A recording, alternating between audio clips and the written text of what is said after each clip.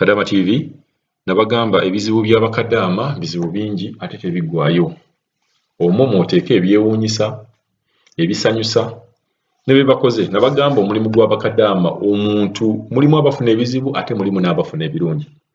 Kadama olwaleero yeewuunyisa era emboozi ye yeewuunyisa. Mujja muwulirawo ng'ayogera ku voice note naye mu bimpimpi kiri nti Kadaama ono agamba asaba abalawuliriza n'abalabi ba Kadaama TV mumuwe ku magezi. Ayina ekintu mu ye tamanyi oba baakimusindikira oba baamuzaala nakyo oba teyanaaba kyogero kyagamba nti nno toyonoona. Ye agamba nti buli kintu kyonna kyakwatako oba kyatunuulira kyonooneka. Ayagala kufuna ddagala, ayagala kumanya asobola atya okubeera ng'avaamu omuze ogwo ekintu ekimugoberera. Ye agamba buli kintu kyonna kyakwatako kyonooneka bwonoonese. Ne bw'atunuulira amata goonooneka ne gafa. Ne bw'akutunuulira naawe oyinza okwonooneka n'ebibeera by'ennyanja byonooneka.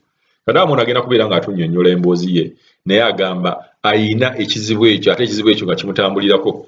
Ekintu ky'olaba nga kya bulimba bulijjo ntera nnyo bagamba ekintu ky'olaba nga kya bulimba n'olaba nga tekiriiyo kibeerayo kuba buli kintu kyonna ku nsi kye twogera kibeera gyekiri.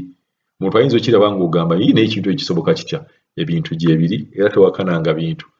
Kadaama ono Fatuma agenda kubeera ng'atunnyonnyola ekintu kino kyatandika kitya, ekintu kino kiri kitya, biki byatunuulira.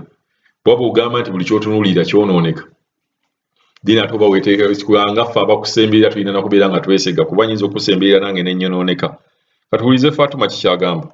Mukulu Kadama TV n'ekirala bannange amanyi eddagala ly'okwonoona nnyambe. Bannange mmalawo ebintu by'abendi mu nnyumba. Nze Mukulu Kadama TV najja wano nga soonoona.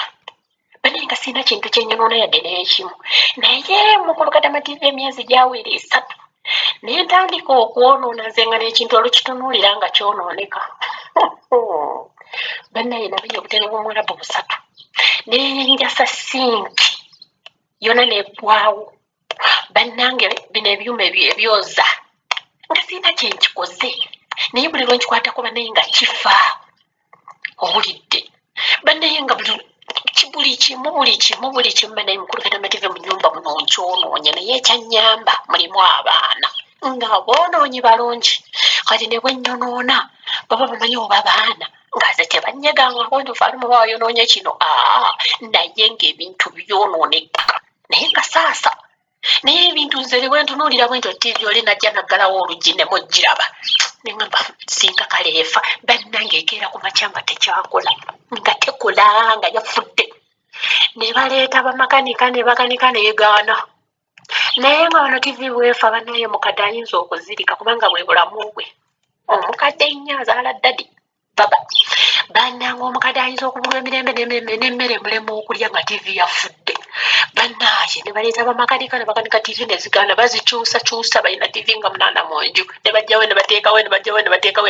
Nze ne bwenyiga bunyiizi bw'ente ekintu kyonooneka. Bannange simanyi oba kirwadde. Nze simanyi bannange. Ndabika nze omu gwabo Yesu batakyayagala nkole bwa Kadaama. Naye singa nanzigulira ekkubo Yesu oyo nenzira ewaffe. Bane Mukulu Kadama TV bale tuweereza tusiima nnyo byokola. Mukama akuwa omukisa akukuume n'ennaku zino ziyitemu bulungi n'omwaka ogujja kukubeerere gwa mirembe.